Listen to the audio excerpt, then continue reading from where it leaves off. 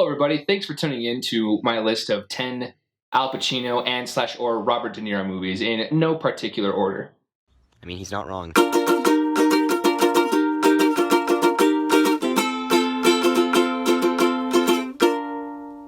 Hello, everybody. Welcome to Film Fireside. So we're going to do something fun today. That's his eager face. One of the genres I never thought of doing, and probably wouldn't have had my friend not suggested it, was a top 10 organized crime film list. This was kind of a fun experiment for me. I got to, consider that genre a little bit more. So before I get into the list, I do want to take time to talk about this genre. A lot of hate goes out towards, very specifically, the organized crime genre for its glorifying violence, or even the criminalistic lifestyle. And I mean, spoiler alert, because it's the truth, all crime movies end with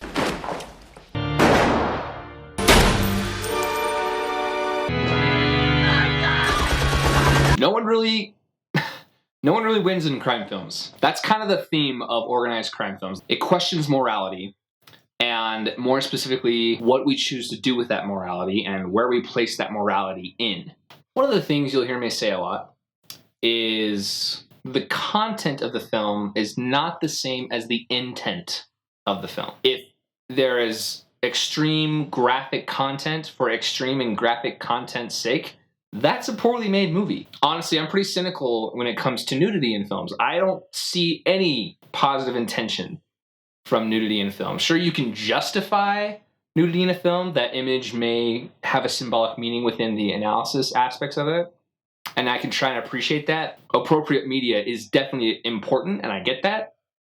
However, if you just take something for face value, you can totally miss the point. Organized crime is hard content with a very specific intention, and that specific intention is for us to watch this and just be like, oh my gosh, how can a life end up like this?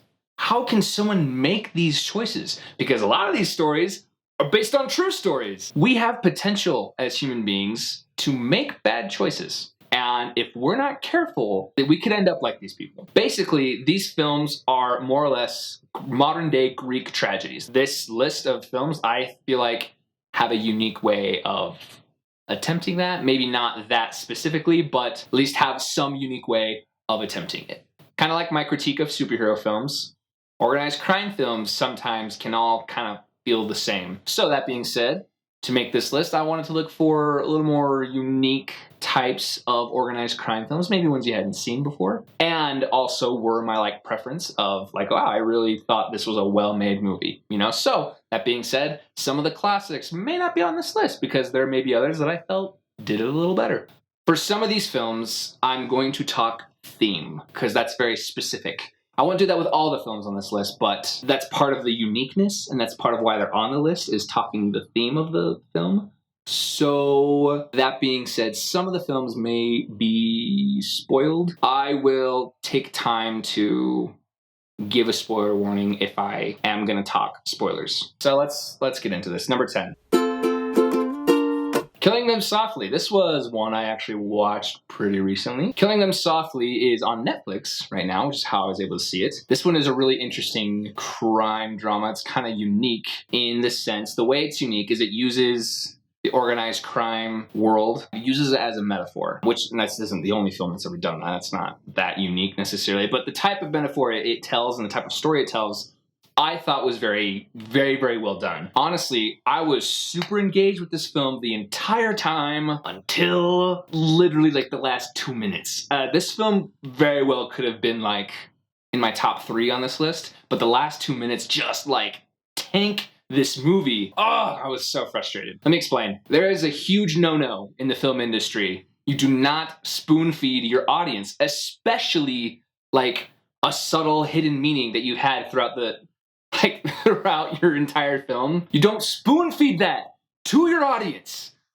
Ugh, it's so bad. It's such bad filmmaking. What that basically means when a filmmaker decides, I'm going to spoon feed you, what they say is, I think you as an audience is stupid and you're not going to get the message I want you to get, so I'm going to have to explain it to you. Here's another example, one of you've probably seen, Avengers Endgame, the kick butt female scene where they all have the gauntlet, and they're like passing it through all the women, and they're all doing their cool fight scene. The problem with that scene is not feminism.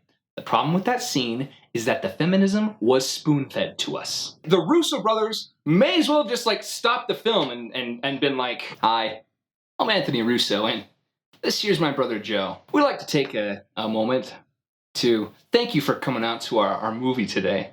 We sure appreciate it, don't we, Anthony? We sure do, Joe. I want to take a time to talk with you about something that's really important to us. Here at Marvel Studios, we have a lot of wonderful female superhero characters. We sure do. Some of your favorites. You know them, you've seen them, and you loved them. Here are some of the wonderful qualities that they have and are capable of.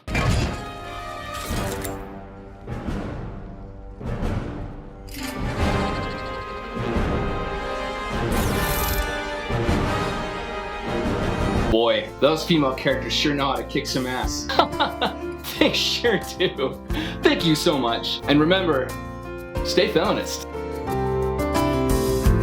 It's tacky. It's really tacky to just be so obvious and blunt about something. So killing them softly, that was a rant I went on. It was a rabbit hole. Goodbye, Dinah.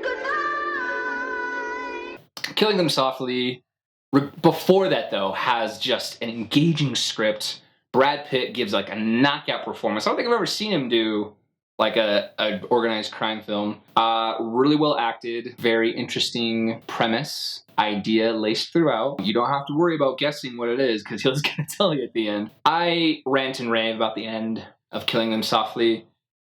It felt very obvious to me, but I have to recognize maybe it's not as obvious to others. I'm open to the fact that maybe people disagree with me on that, and hopefully you'll go watch the movie and be like, no, I loved it, that's great. I want you to love this movie. Please love this movie, because I really did enjoy this film. Killing Them Softly was great. Go check it out. This is another probably not widely known film. This is one of the Coen brothers' very first films. Actually, was Miller's Crossing. This film makes this list probably because I'm a little biased towards the Coen brothers. Love those guys. They make great movies. Very unique and very interesting. I think this film, for me, kind of just questions like not so much morality. I mean, yes, obviously every organized crime film I think has that laced within there somewhere, you know? When you're faced with having to do something that you're uncomfortable with, but because of your circumstances you have to, that is hard, you know what I mean? And that's what most people within an organized crime unit have to face at one point. We all have to face that eventually and have to have our morals questioned in a way that makes us wonder where our backbone is and what we definitely stand for, you know? Felt like it was a film that belonged in like the 40s era, which I think that was a stylistic choice of the Coen brothers, which worked very, very well, actually. There were some outstanding performances given a really fast-paced script. Another thing about Miller's Crossing that I really liked about it, it's a film to be analyzed, like all Coen brothers movies. But this film fits into that category that it is a film to be analyzed. There is very specific imagery, and not just imagery, but a repetition of imagery that exists through the film that was very interesting to me, that I caught. It got my attention. I don't have a specific like interpretation of what it means yet, but I'd love to go back, watch it again. And I don't want to spoil it. I think there are some interpretations I have of it, but I don't want to like get into it because go watch the movie. It's great. Heat is on this list. I'm going to talk theme of this. I will do it in a way that's not spoiling it best I can, but I will talk theme a little with Heat. Heat is a very, very interesting, it felt very unique and interesting to me as far as like organized crime world goes. Robert De Niro gives a knockout performance in this film. My goodness, his subtlety and his just sense of danger by doing nothing and being very straight-laced the whole time is just stunning. He blends, he disappears into this character. He really does. Outstanding performance.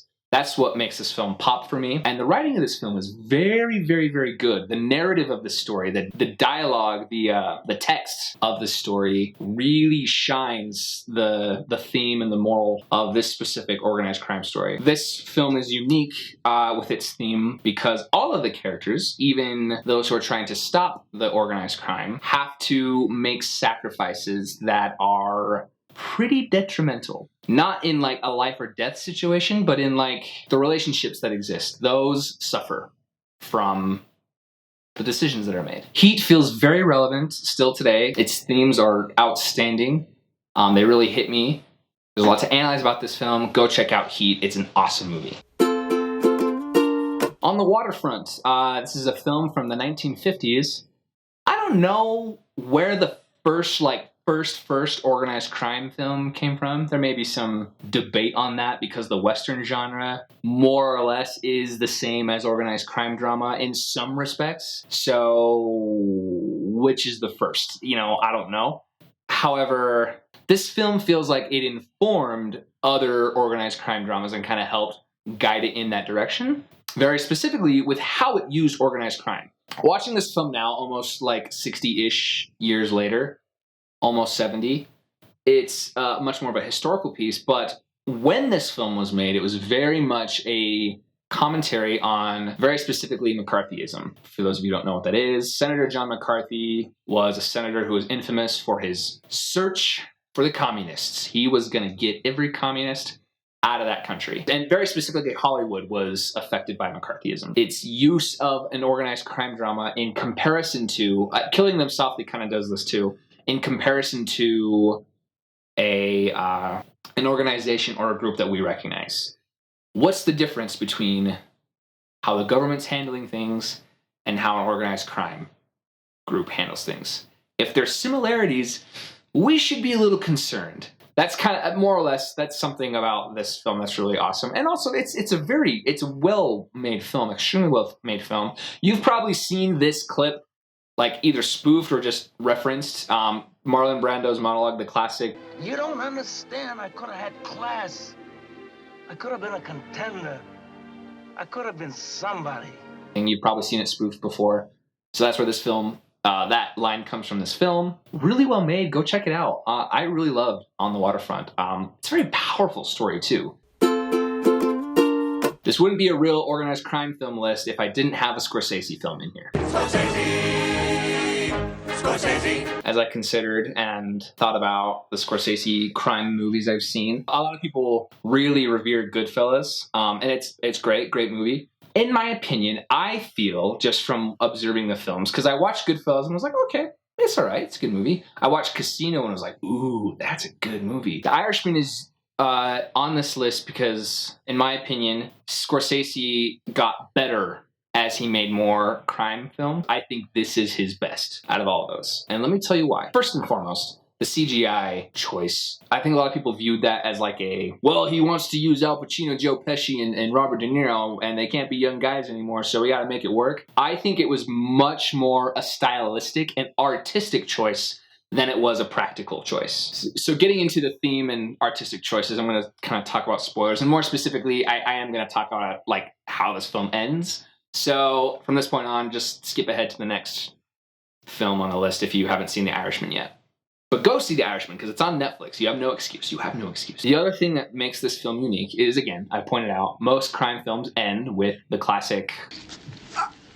This film ends in a very unique way. The tragedy of this film isn't what you typically expect in an organized crime film. Face value, it's kind of like, oh, wow, he did it. Got away with it, never had to, well, I mean, I guess he kind of does have to face the law, but that's not the tragic part of this film. The tragic part of this film is that he has to face himself. He sacrifices literally his entire life for this. And what is he left with? He is left with absolutely nothing. Father? Yep.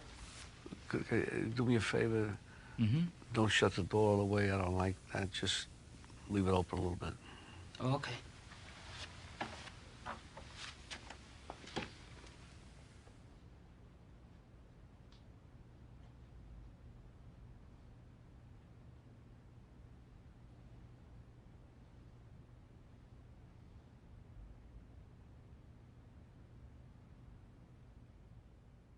That is the tragedy of this film. It's hauntingly beautiful. Honestly, I kind of wish I'd put this in my top 10 movies of 2019. This is now an honorable mention of my films of 2019. Yippee! Irishman is so good. Go check it out. I love The Irishman. Netflix, go see it. El Camino. Breaking Bad, Better Call Saul, spoilers ahead. It's almost impossible to talk about El Camino as far as like theming and stuff goes without spoiling Breaking Bad. So if you haven't seen Breaking Bad, skip ahead to that. I'm just gonna talk now, assuming you have seen Breaking Bad. This film is a really interesting journey because it is a journey towards redemption. One who was just stuck in this world and was suffering the consequences of it very severely, but this idea of redemption and becoming a new person and making your life right, it is just so cool. One of the things about this film, again, I'm going to talk spoilers here, of just El Camino as well. I love how this film begins and how it ends, because the film starts very abruptly. So it starts off with him driving, and it ends with him driving.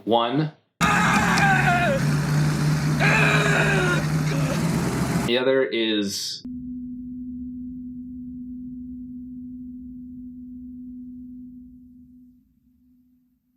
beautiful. Everything I wanted. There's so many themes within this film too, just laced throughout. Gosh, this was such a good movie. Really, El Camino. And really, it is a more or less a tribute to the fact that I wish I could put Breaking Bad on this list. It would be number one if I could, but it's a TV series, so I'm not going to mention it here. This is my favorite Tarantino movie. This is a lot of people's favorite Tarantino film. Pulp Fiction it's a tribute to movies, basically. As far as like molding itself into the organized crime drama and having themes that I was mentioning before, it really doesn't have those. Other than it doesn't really end well for the characters, for certain characters anyway. But this film's script and text is just so cool and so open to interpretation that I love it. It just hit me in a really powerful place. I want to continuously watch this film so I can understand it. I think Tarantino kind of takes, in my opinion, of this film, he kind of takes the crime drama at face value. Its title is called Pulp Fiction, and that's a reference to pulp like novels and like pulp like graphic novels, where they're just kind of like a series of stories within a universe. So Pulp Fiction is a reference to that, and within these universe, there's a few series of stories that are intertwined. They don't feel that way at first, but then it all comes together. I think that's my favorite thing about this film, is the way it all just comes together at the end. It somehow ended up being like okay, it all comes together, but you're still left with everything just being open to interpretation. Love Pulp Fiction. It's an awesome movie. It's a really awesome movie. Donnie Brasco. Oh my gosh, this film floored me. Based on a true story, Donnie Brasco was an operation that the FBI put on. They had and this is a story that's been told before, and this is something common that's done, is they plant a police officer within the organized crime world so that they can get some intel, get evidence, so that they can then prosecute those within the organized crime world. Operation Donnie Brasco was they put in this FBI agent who's played by Johnny Depp, and they give him the name Donnie Brasco. He slowly works his way into the organized crime world. And this is like the pinnacle of questioning our morality. There's a quote from a leader in my church that I really love. Basically, I'll just paraphrase it. What we see, what we think, and what we do will eventually shape who we will become. I think that's the general theme of this film. That's a scary thought. This life just like starts to just overtake him, and it's scary. Because here's the thing, we are all capable. We all have the ability to do just awful, awful things. Everyone has opportunities every day to do that. But we don't. There's a moral fiber, there's a light within us typically that keeps us from doing that. But what if that light starts to fade? And how will we know when that light is starting to shape? When we start rationalizing to ourselves, when we start justifying actions, when we start to build relationships maybe with influences that are causing us to shape our opinions, how can we recognize that we're starting to go downhill a little bit? You know, that's a scary thought. This film, like I say, is just the pinnacle of kind of the point of organized crime. I'm so hoarse. This film is the pinnacle of the point of organized crime movies. We all have the potential. Even a man who is a cop, an FBI agent, a federal agent who came into this with the best of intentions can be taken by decisions and a lifestyle. Donnie Brasco is so good. Go check out Donnie Brasco. I love that movie. Okay, I'm kind of cheating with this list because I'm just going to talk about the next two entries. You probably know what they are. I cannot have an organized crime movie list without The Godfather. How could I have a list without The Godfather in it? You know what I mean? This is just it's a classic. It really is. This is regarded by so many people as just the best movie that's ever been made. Now, that being said, going into this film, I maybe will give kind of a warning. You have seen a spoof of this somewhere. I promise you. I don't know if that will be a problem for you. Sometimes I've heard that can be distracting if it's like, oh, I saw a parody of this once, and now I'm watching it not in parody fashion, and it's a little distracting. I don't know. I just hope it's not. If you think that might be for you, just maybe prepare yourself for that if you haven't seen The Godfather. The thing that's beautiful about this film is it's shot with very rough, like, footage and cinematography and coloring. It looks very, like, gritty a lot of the times. I think that's just kind of create this sense of, like, again, the argument that organized crime dramas glorify this life. There's nothing glorified about this life. This is how it is. Just blunt, straightforward. Nothing glorified about this life. This is just the life that they live. And the story is very beautiful and is very tragic in very, very subtle ways. That's the thing that's so awesome about this film, is how subtle it is in its tragicness. It's a good transition. I'm going to talk theming, more specifically spoilers. What's really tragic about this film, and the second film really solidifies that in just a harsh, just really sad way, is the tragedy of Michael Corleone. My family, Kate. It's not me. The ending for both of these films is just gut-wrenching. The Godfather Part 2 in a very specific way, but I'm going to focus on The Godfather Part 1. The ending of this film, I'm just going to kind of play you a clip of the ending of this film.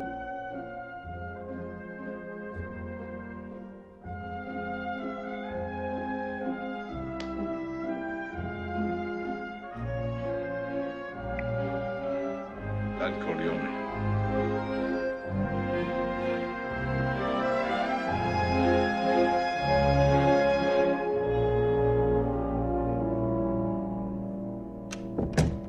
That is so sad, especially when you consider who Michael was before this. Well, if you don't feel like that, why don't you just quit college and go to join the army? I did. I enlisted in the Marines. The tragedy of his life is so sad because he had potential to, like, really do some good. He's the type of person who is capable of doing good. If he's so capable in this world... If Clemenza can figure a way to have a weapon planted there for me,